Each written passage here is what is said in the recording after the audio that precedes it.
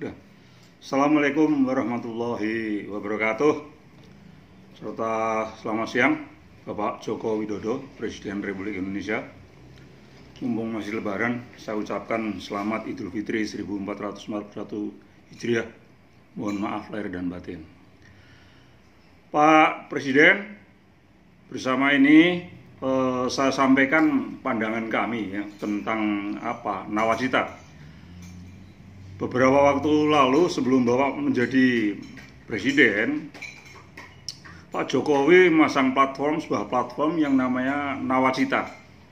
Jadi itu yang saya mengerti, Nawa adalah 9, Cita adalah impian, di mana cita pertama dari Nawacita itu sangat bagus, berideologi etatisme meniru para founding fathers 45. Tetapi gagasan tersebut dalam prakteknya disalahgunakan oleh oknum pejabat, bahkan ring 1 dari Bapak Presiden sendiri.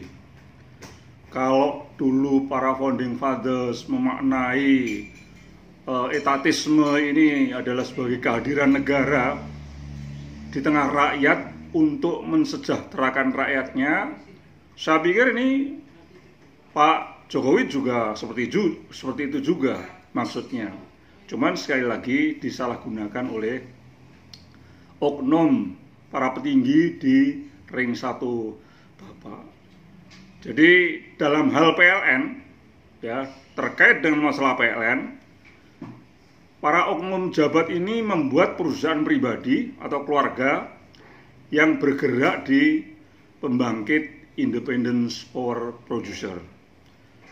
Kemudian setelah mendirikan perusahaan itu, beliau ini mengundang investor dari luar negeri, asing dan asing, kemudian diajak joint operation untuk membuat pembangkit dan kemudian menjual stromnya ke PLN. Jadi mereka hadir yang mestinya sesuai cita-cita Bapak adalah untuk membina, untuk mencerdaskan kehidupan bangsa, tetapi dalam hal PLN mereka hadir untuk, ya mohon maaf saja, ngacak-acak bisnis PLN. Jadi mereka hadir dengan mengundang investor tadi, kemudian menekan PLN untuk tidak mengoperasikan pembangkit lagi. Akibatnya saat ini 15.000 megawatt pembangkit Jawa Bali terpinggirkan atau bahkan mangkrak, padahal harganya 150 triliun. Ini yang perlu Bapak ketahui. Sebesar 15.000 megawatt. Saat ini mangkrak.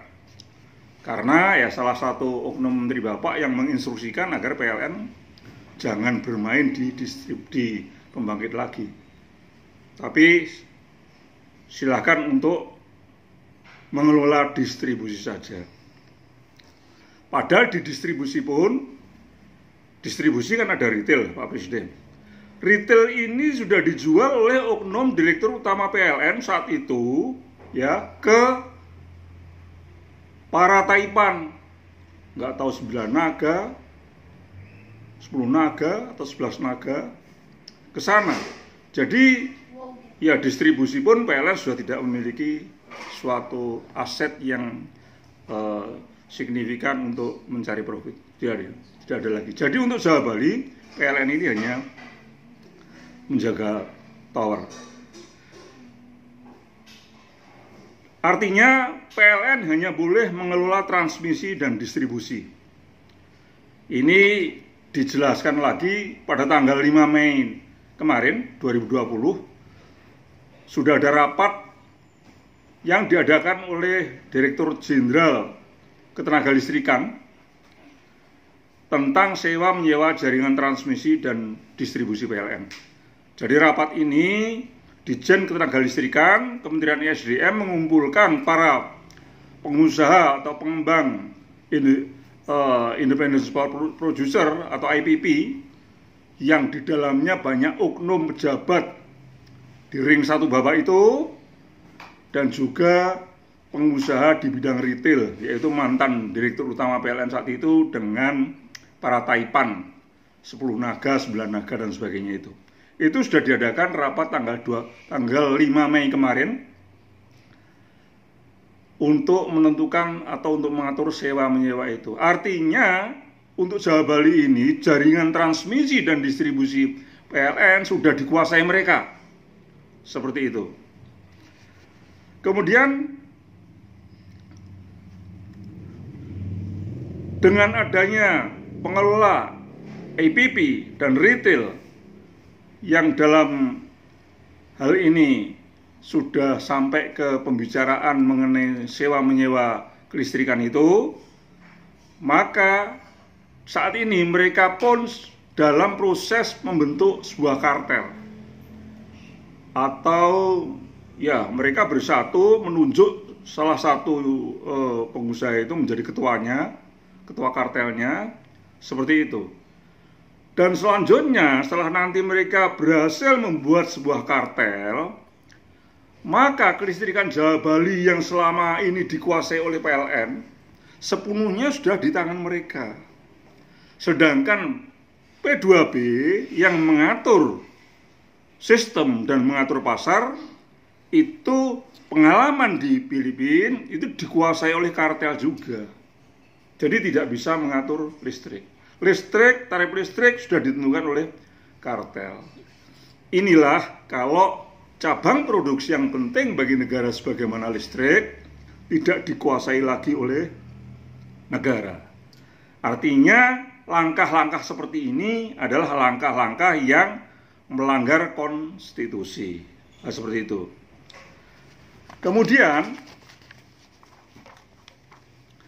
perlu Bapak ketahui bahwa langkah-langkah seperti ini adalah merupakan perlawanan terhadap putusan MK nomor 111/PUU strip 13 Romawi /2015 tanggal 14 Desember 2016 yang berarti merupakan perlawanan terhadap Undang-Undang Dasar 45 pasal 33 ayat 2 yang saya sebutkan tadi, yaitu melanggar ketentuan bahwa cabang produksi yang penting bagi negara dan menguasai hajat hidup orang banyak mestinya harus dikuasai negara.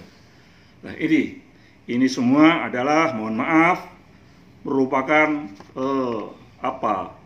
tindakan-tindakan oknum-oknum para petinggi negara ini justru di ring satunya Bapak. Perlu Bapak ketahui dampak bagi konsumen di kawasan Jawa Bali karena sudah tidak adanya kontrol dari negara tadi. Yang pertama, tarif listrik yang sudah menerapkan MBMS, yaitu Jawa Bali tadi. MBMS ini adalah singkatan dari multi buyer multi seller system, Bapak Presiden, yaitu mekanisme pasar bebas.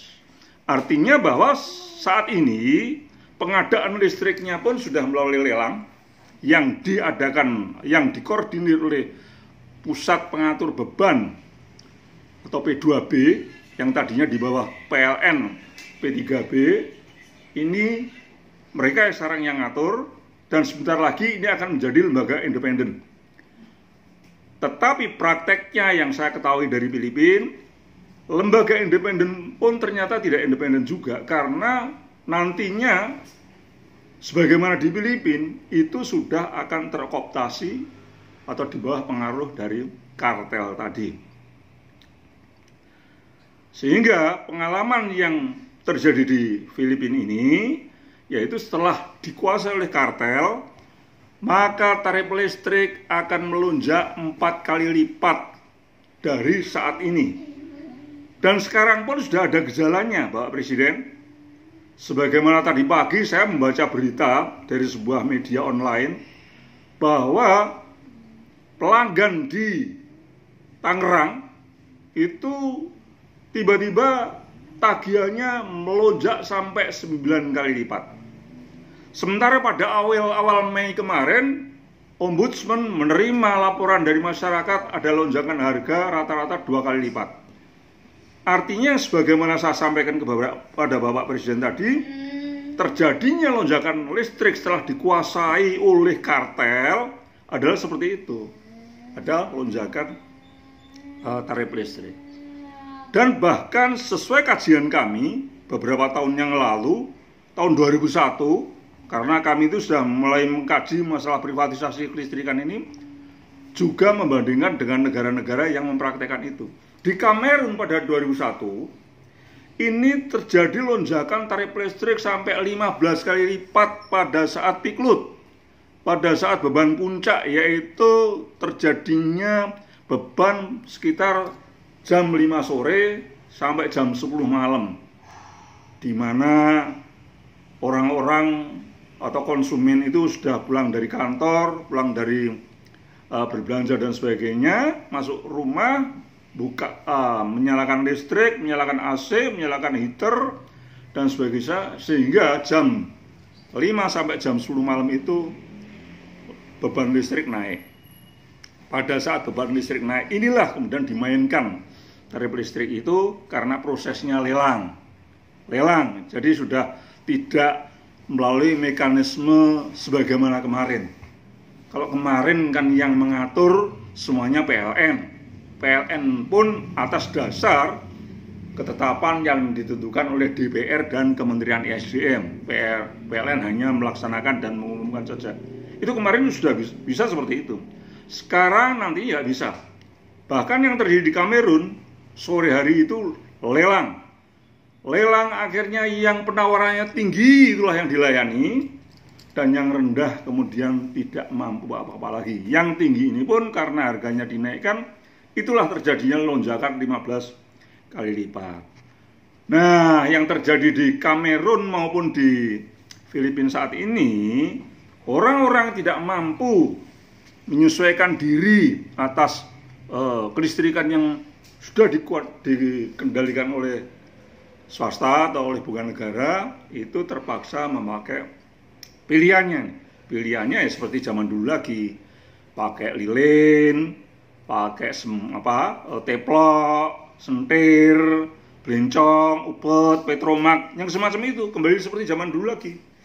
Ini pilihannya karena tidak kuat membayar listrik yang sekarang ini sudah dikuasai oleh swasta. Nah, mengapa kemudian mereka bisa menguasai atau memonopoli kelistrikan yang semula dikuasai oleh PLN?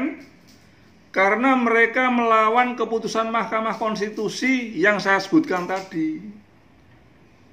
Mahkamah Konstitusi berkeputusan, berkemauan bahwa silakanlah listrik swasta itu akan menyaingi listriknya PLN, silakan.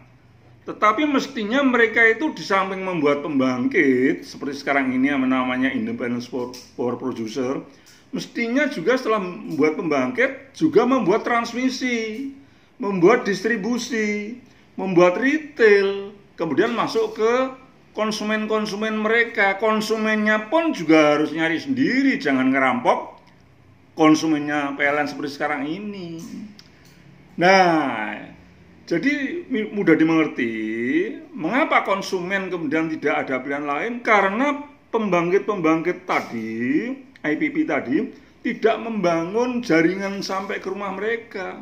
Tapi mereka ini, IPP ini membajak transmisi dan distribusinya PLN dengan menggunakan kekuatan atau kekuasaan oknum pejabat yang ada di bawah bapak tadi, di ring satunya terutama. Beliau datang ke PLN atau datang ke kementerian sambil melototin bawahannya, hei itu transmisi, distribusi mau tak pinjem. Ya takut semua lah, takut semua karena kan atasannya.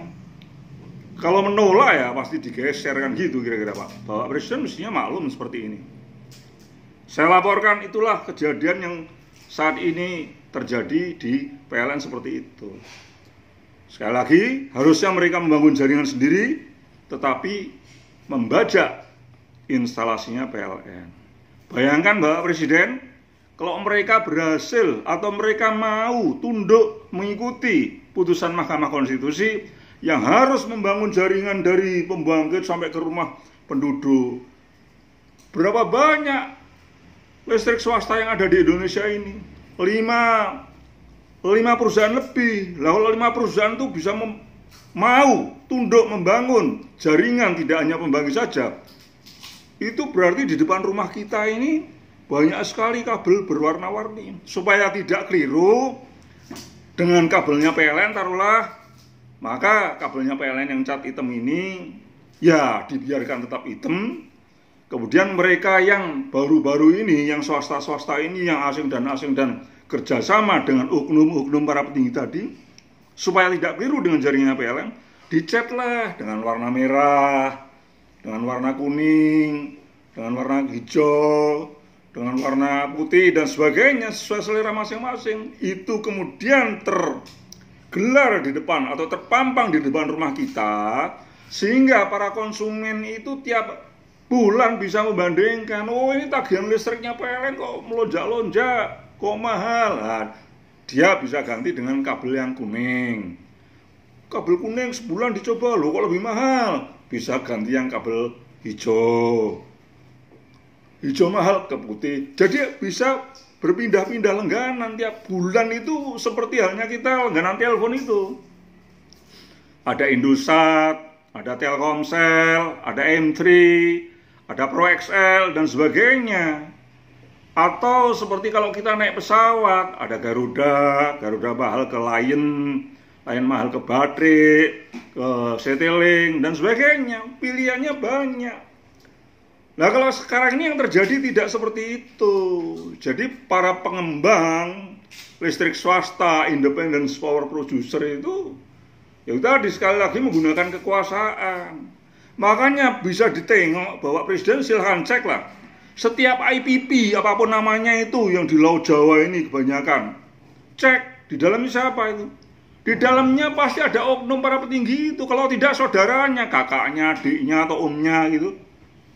Seperti itu. Dan kerjasama dengan pihak-pihak asing dan asing. Seperti itu. Sehingga para oknum ini modalnya utamanya adalah modal kekuasaan. PLN-nya takut. Nah, saat sekarang ini pun kalau Bapak Presiden ngecek orang-orang PLN langsung nanya, apa betul tuh yang dikatakan Daryoko itu seperti itu? Orang PLN tidak akan ngaku. Kalau mereka ngaku dipecat sama menteri di atasnya. Seperti itu. Makanya Bapak Presiden saat terakhir kemarin, lihat saja itu gesturnya para pejabat PLN itu. Pura-pura bikin apa kemarin itu, power generation, PLN transformasi. Wah, kemudian mengundang artis, nyanyi-nyanyi dan sebagainya. Isinya semacam kampanye profil PLN. Jadi memberikan kesan seolah PLN ini tidak terjadi apa-apa. Tidak terjadi apa-apa. Sehingga yang muncul seperti sekarang ini ada lonjakan harga sampai 9 kali lipat, itu tidak tercover. Bahkan saya yakin itu akan dipanggil si wartawan dan kemudian dikonfirmasi, sehingga memberikan kesan tidak terjadi apa-apa. Inilah mereka menyembunyikan agenda yang sebenarnya terjadi. Tetapi tahun depan ini pasti akan terbuka karena sudah tidak bisa ditutupi lagi. Itu yang terjadi semacam itu. Kemudian diadakan seminar tuh oleh mantan-mantan dirut PLN. Kurang lebih ya hampir sebulan yang lalu lah, lewat YouTube ya, jadi siaran online. Mereka para mantan dirut itu berdiskusi tentang kondisi PLN, tentang keuangan, seolah-olah tidak terjadi apa-apa di PLN. Yang dibicarakan adalah masalah angka-angka. Ini masalahnya tidak hanya sekedar angka. Yang terhormat Bapak Presiden, sistem yang dirusak itu. Angka-angka ini akan mengikuti sistem. Kalau sistemnya sudah dirusak, merusak angka itu sangat gampang sekali. Itu Bapak Presiden yang kami muliakan. Mohon ini menjadi perhatian Presiden. Kalau Bapak kemudian mengabaikan masalah ini, tunggulah tahun 2021 minimal pengalaman di Filipina itu 4 kali lipat saat ini rakyat membayar listrik itu. Kalau saat ini bayarnya 1,5 juta, nanti 2021 bisa dipastikan 6 juta yang mereka bayar. Kalau sekarang ini 2 juta, 8 juta. Kalau sekarang ini hanya 200.000, nanti pasti akan 1,2 juta. Seperti itu, akan naik. Ini terjadinya konsumen yang di Pulau Jawa seperti itu. Karena jaringan sudah dikuasai oleh hulunya, pembangkitnya oleh para independent power producer yang isinya para oknum pejabat dan juga pengusaha asing dan asing itu. Sedangkan retailnya itu sudah dikuasai oleh mantan direktur utama PLN, oknum, yang bekerja sama dengan, mohon maaf saja, dengan 9 naga, 10 naga dan sebagainya itu. Jadi hulu dan ujung ini sudah dikuasai mereka. Pada saat membentuk kartel, tarif ini sudah ditentukan oleh mereka, bukan ditentukan oleh DPR dan Kementerian SDM lagi, dan dilaksanakan PLN. Sudah tidak bisa seperti itu, karena negara sekali sudah tidak menguasai cabang produksi yang penting yang namanya kelistrikan ini, sudah tidak dikuasai lagi. Nah, ini terjadinya lonjakan listrik minimal 4 kali lipat untuk tahun 2021. Kasihan rakyat Bapak ini kalau dibiarkan seperti itu. Jadi usul saya, bubarkan saja itu sistem multi buyer multi seller atau MBMS yang saat ini diterapkan oleh, ya mohon maaf saja, ini yang menarsiteki, yang pengkonsep, ya mohon maaf, oknum bapak presiden ini meniru konsepnya di luar negeri. Ini yang untuk Jawa Bali. Kemudian bagaimana untuk yang luar Jawa? Saat ini kalau PLN mau ngaku PLN itu untuk Jawa Bali hanya jaga tower. Artinya tidak punya kompetensi, tidak punya otoritas menentukan tarif. Ini yang Jawa Bali saat ini. Nah, kemudian tahun depan apa ya kemudian PLN yang hanya jaga tower ini akan dipertahankan sebagai perusahaan BUMN yang jaga tower? Ini pasti akan konsentrasinya keluar Jawa. Nah, luar Jawa ini pun kemudian konsep yang mirip-mirip kepulauan di Indonesia seperti Filipina itu, mereka akan menyerahkan luar Jawa Bali ini kepada Pemda. Jadi melalui anggaran atau melalui PAD atau RAPBD itu. Jadi Pemda luar Jawa Bali akan diserai kelistrikan yang tadinya dikelola oleh PLN, akan diserahkan ke Pemda.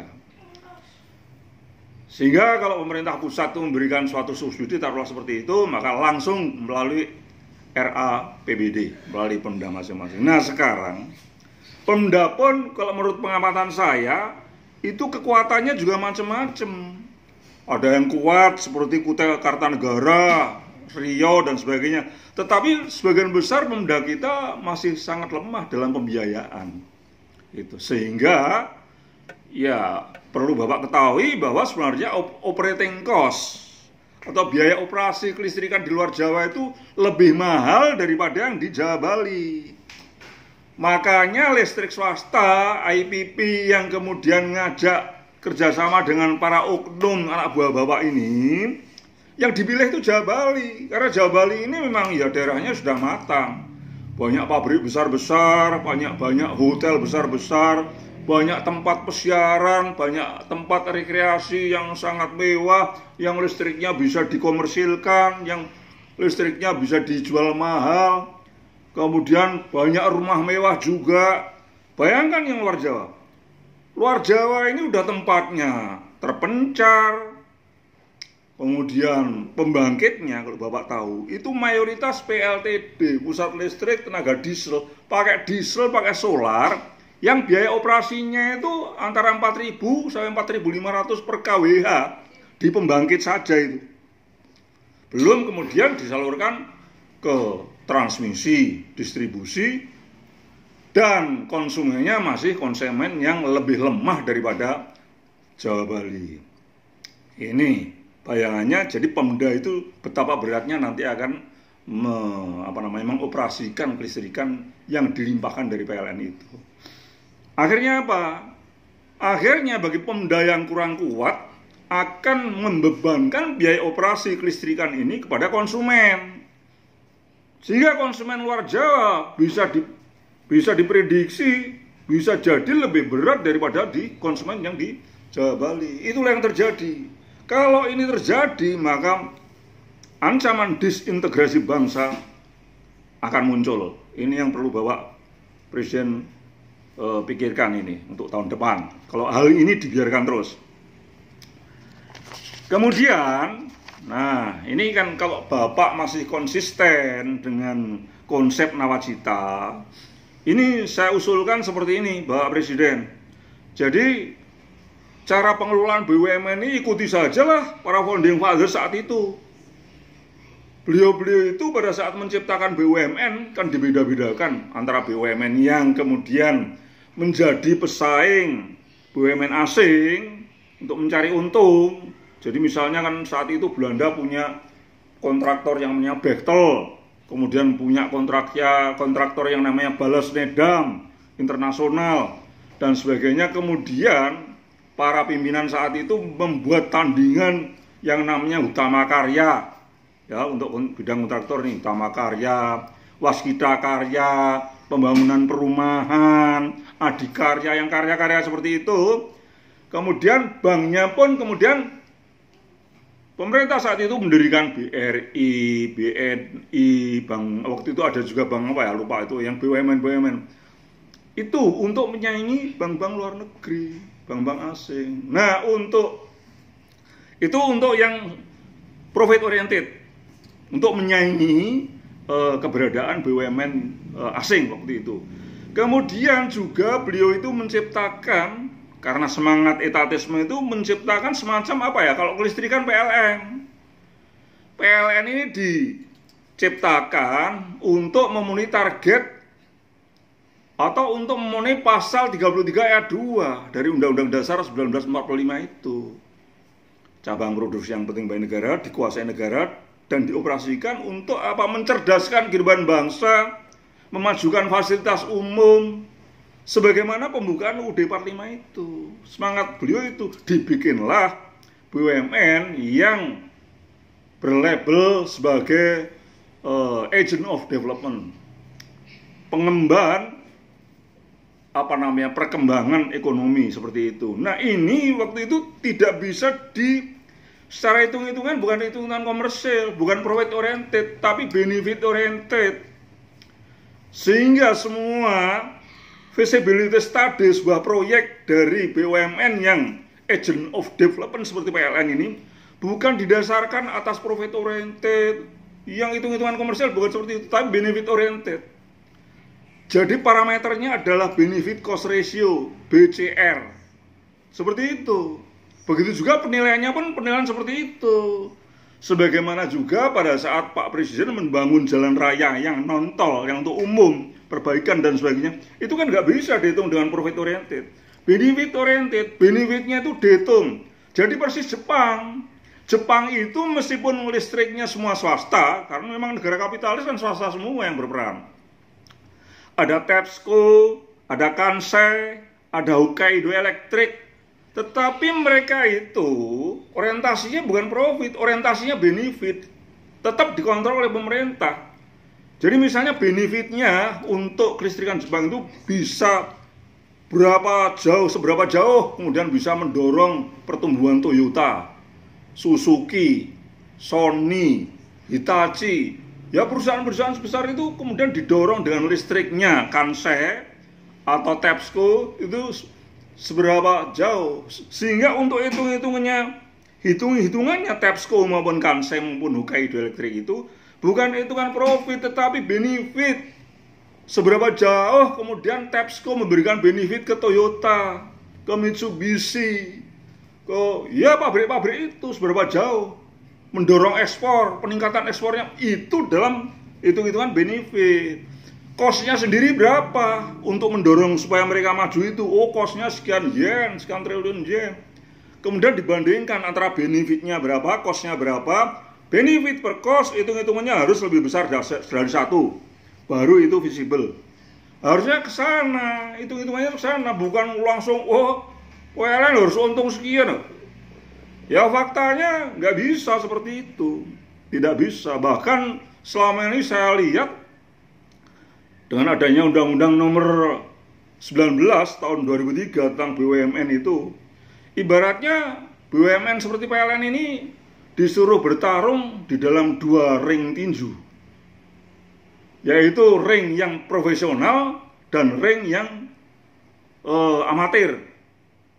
Ini kan susah coba, seorang petinju kemudian disuruh tinju di sebuah ring yang penilaiannya 2, penilaian profesional, ya kan, petinju itu ada petinju profesional dan petinju amatir. Ini diterapkan untuk BUMN semacam PLN ini, sehingga bingung kan, pada saat benefit bagaimana, pada saat profit bagaimana, campur aduk gak keruan. Kemudian di ujung-ujung terakhir Menteri BUMN menilai, wah ini ada suatu laporan yang window dressing. Window dressing istilahnya, kerennya itu. Jadi laporan-laporan yang ya seperti apa, tapi dicapnya window dressing. Wah, akhirnya karena window dressing, udah kamu pinggir saja dari pembangkit. Jadi kemudian penilaian seperti itu motivasinya agar PLN ini minggir. 15.000 megawatt yang harganya 150 triliun sekarang mangkrak, Bapak Presiden. Silakan cek. Makanya Bapak ini harus tugaskan DPR. Bukan tugaskan DPR. Tugaskan BPK, BPKP. Kalau DPR masuk bisa diperintah Presiden. Kan kita kan trias politika, memiliki kekuasaan sendiri-sendiri. Ini waktu itu saya sudah surati DPR untuk cek, DPR-nya malah cuma terima kasih sama saya. Ada tuh suratnya. Jadi ini Bapak harus segera tugaskan lah itu, apakah BPK, apa BPKP, ya yang jelas kan bukan KPK. Kalau KPK kan itu harus ada bukti itu, ada OTT dan sebagainya itu. Ini bisa mulai dari BPK, tugaskan BPK, BPKP, cek itu masalah kelistrikan seperti apa dan cocoknya dikelolanya seperti apa. Kalau kemudian Bapak tidak menginginkan hancurnya negeri ini, disintegrasi hanya gara-gara cara pengelolaan listrik. Nah, ini usulan dari kami untuk Bapak. Ya kalau Bapak memanggil saya siap untuk bicara terkait masalah pengelolaan PLN ini, yang tentunya akan dilengkapi juga dengan para ahli ekonomi. Intinya kami hanya ingin supaya bagaimana rakyat ini jangan hancur hanya gara-gara pengelolaan PLN yang salah. Demikian Bapak Presiden, mohon maaf apabila ada kesalahan. Terima kasih. Wassalamualaikum warahmatullahi wabarakatuh.